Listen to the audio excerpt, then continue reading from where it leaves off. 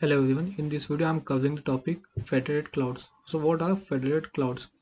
Federated clouds are the architecture or the model for in which many multiple independent cloud providers come together and share their resources, service and workload from mutual agreements.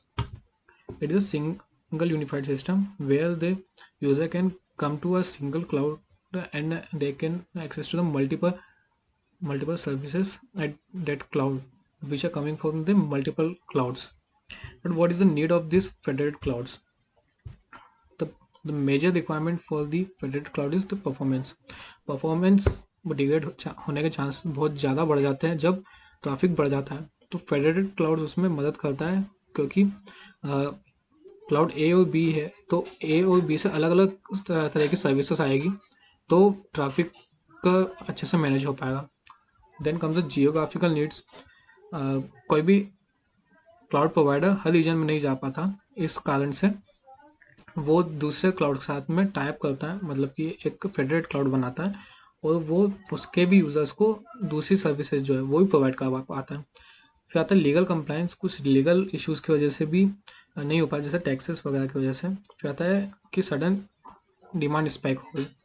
Sudden demand spike मतलब scalable करना पड़ रहा है, rapid elasticity करनी पड़ती है उसमें, इसलिए भी वो फेडरेटेड क्लाउड्स बना कर रखता है। Then comes how federated clouds work. What is the internal working of the federated cloud or what are the things which they share among them? Sir first point है रिसोर्स शेयरिंग। जैसे कि अपने पास cloud ए, cloud B और cloud सी है, तो वो अपने अपने कंप्यूटेशनल स्टोरेज और नेटवर्क ये सब चीज़ें शेयर करेंगे अपने रिसोर्सेज में। स्टैंडर्ड इंटरफेसेस मतलब कि वो उनके API protocols and identity management allow करेंगे इंटरऑपरेबिलिटी के लिए। इन सब से इससे क्या होगा कि उनके बीच की जो इंटरऑपरेबिलिटी है, मतलब कि उनके जो रिसोर्स शेयर हो रहेंगे तो वो एक पर्टिकुलर प्रोटोकॉल को फॉलो कर रहे होंगे उनको शेयरिंग के लिए। आइडेंटिटी एंड एक्सेस फेडरेशन मतलब जो जो यूज़र क्लाउड ए पर रजिस्टर है वो क्लाउड बी को भी एक्सेस कर पाएगा और वो ऑथेंटिकेट ही माना जाएगा। उसको उसके लिए अलग से कुछ यूज़र आईडी या पासवर्ड क्रिएट नहीं करना पड़ेगा। वर्कलोड पोर्टेबिलिटी आता है। Application can move from one cloud to another without configuration.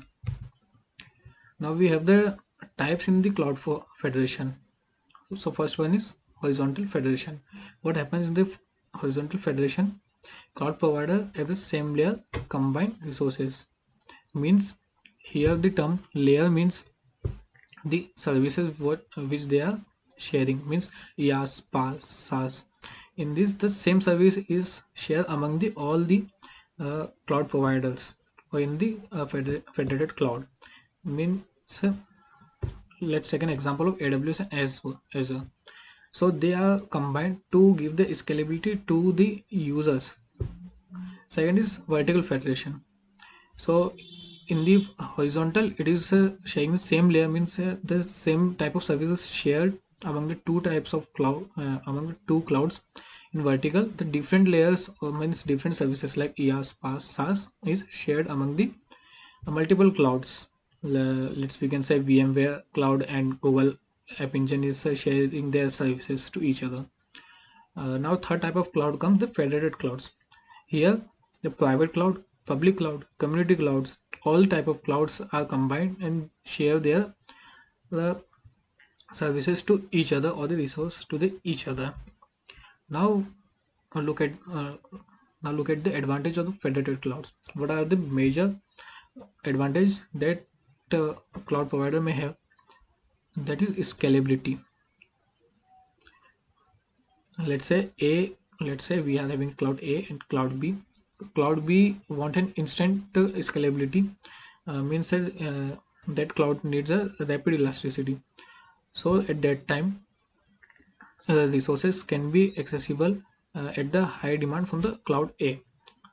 Cost of optimization means cloud A और क्लाउड बी जो है, अगर से क्लाउड बी पर कुछ भी रिक्वायरमेंट पड़ती है तो वो उसको चीपेस्ट वे पे मिल सकती है, क्योंकि उनके बीच में एक म्यूचुअल एग्रीमेंट हुआ है, एक कॉस्ट फिक्स हो गई है जो कि क्लाउड बी अगर खुद से बनाता है तो वो उसको बहुत ज़्यादा रेट में होएगी या फिर बिल्ड करना पड़ेगी, वही चीज़ उसको कम रेट पर अगर क्लाउड ए से मिल रही है तो वो वही लेना पसंद कराएगा, मतलब कॉस्ट ऑप्टिमाइज हो गया क्लाउड बी के लिए। High availability, if one cloud fails another takes over, मतलब अगर जैसे हाई हाई अवेलेबिलिटी मतलब कोई सा एक क्लाउड है जिसकी परफॉर्मेंस डिग्रेड होते जा रही है, तो वो क्लाउड ए पर उसका ट्रैफिक शिफ्ट करना चालू कर देगा जिससे कि परफॉर्मेंस डिग्रेड ना हो और क्लाउड भी फेल होने के चांसेस कम हो जाए। फ्लेक्सिबिलिटी आ जाएगी, मतलब जो फेडरेटेड क्लाउड्स रहेंगे उसमें जो भी सिंगल क्लाउड रहेंगे उसमें ना फ्लेक्सिबिलिटी मिल जाएगी।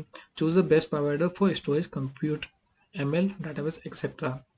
मतलब क्लाउड ए और बी हुए फिर से एग्जांपल में, अगर से क्लाउड बी को स्टोरेज की अगर बहुत ज़्यादा रिक्वायरमेंट पड़ती है अगेन एंड अगेन, तो वो पर्टिकुलरली स्टोरेज के लिए पहले से ही एग्रीमेंट में बताएगा कि मुझे स्टोरेज की ज़्यादा रिक्वायरमेंट पड़ती है, तो क्लाउड ए भी उस हिसाब से स्टोरेज मैनेज करना चालू रखेगा, तो फ्लेक्सिबिलिटी बहुत ज़्यादा आ जाती है। फिर लास्ट में आता है, मतलब लास्ट एडवांटेज है regulatory compliance. Workloads can run in a cloud that follows specific country loss. इसमें जो भी कंट्री के स्पेसिफिक लॉस है वो उन्हीं के अकाउंटिंग फॉलो करता है। जैसे क्लाउड ए और बी है, तो जैसे क्लाउड बी दूसरी कंट्री में है और क्लाउड ए दूसरी कंट्री में है, और क्लाउड ए को जैसे क्लाउड बी के रीजन के क्लाइंट चाहिए पर वो एक्सेस नहीं कर पा रहा है या फिर उनको सर्विस नहीं दे पा रहा है, तो क्लाउड बी के साथ में टाई अप करेगा और वो फेडरेटेड क्लाउड बना के वहाँ को भी सर्विस दे पाएगा अगर कुछ कंट्री के लॉस इश्यूज आ गए हैं तो। इसके बाद में कुछ डिसएडवांटेजेस भी है या फिर कुछ चैलेंजेस भी आते हैं एक फेडरेटेड क्लाउड बनाने में। Increase manage complexity, this is the major this challenge come when cloud when many cloud provider comes together, they have to monitor the uh, monitor the multiple clouds, they have to be more attentive to their provide the services. More tools, more monitoring will be required and more security will be provided in their clouds. Interoperability issues, API and VM formats differ between providers. So cloud A और B है, तो जैसे कि अगर वो different V M wears पे काम कर रहे हैं तो उनको इंटीग्रेट करना, APIs के थ्रू इंटीग्रेट करना, तो वो उनका एक वर्कलोड बढ़ जाता है। सिक्योरिटी रिस्क बढ़ जाएगी, इसके बाद में सिक्योरिटी रिस्क बढ़ गई। परफॉर्मेंस वेरिएशंस हो सकते हैं, different clouds have different network speeds and SLAs। अच्छा सर, क्लाउड ए और बी है, क्लाउड ए अगर बहुत ज़्यादा फास्ट काम करता है, मतलब बहुत ज़्यादा फास्ट सर्विस प्रोवाइड करवाता है, और क्लाउड भी इतनी ज़्यादा फास्ट सर्विस है, फास्ट रिसोर्स को एक्सेप्ट नहीं कर पाता है, तो वो एक परफॉर्मेंस वेरिएशंस का इशू आ सकता है। Now if you talk about the real world example, here comes a multi-cloud architecture. There are certain companies which use the AWS, Azure or GCP, means Google's cloud provider, Google cloud provider. They use all of these because they need the performance, they need the scalability. So the companies which are the MNCs, they can't be depend on the particular cloud provider, so they use a multiple cloud provider. Next is second is the real world example of the European Open Science Cloud.